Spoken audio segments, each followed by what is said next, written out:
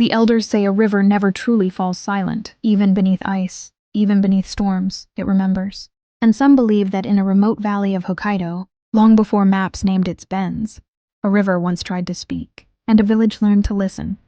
Among the Ainu people, stories of protective water beings, Wakos Kamui, are ancient and deeply rooted. These spirits were not imagined deities, but cultural metaphors for rivers whose behavior signaled danger or abundance. Ethnographers like Bronisław Piłsudski recorded that certain villages interpreted subtle changes in water clarity, sediment, and flow as signs of the river's will. One settlement beside the Saru River kept an oral record of these patterns for generations. According to these accounts, a particularly harsh winter in the late 19th century brought unusual omens. Fishermen reported that the river's usual murmur had changed pitch, a phenomenon modern hydrologists attribute to fragile ice forming under the surface. At the same time, small tremors loosened stones upstream, creating a low, resonant hum heard at night. To the villagers, these sounds were warnings. Ainu oral tradition notes that several Ramatoka, keepers of environmental memory, advised relocating temporary shelters away from the riverbank.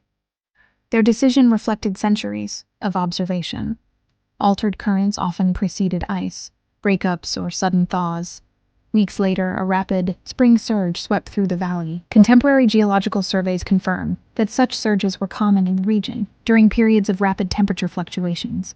What makes this tradition remarkable is its accuracy. Japanese disaster researchers studying indigenous ecological knowledge have documented multiple cases where Ainu interpretations of river voices, changes in resonance, clarity, or frost heave, aligned with measurable environmental stress. In 2008, a study from Hokkaido University found that communities using these methods historically suffered fewer winter flood losses than nearby settlements relying solely on visual cues. Some believe the river's spirit was simply the landscape itself, accumulated memory encoded in sound.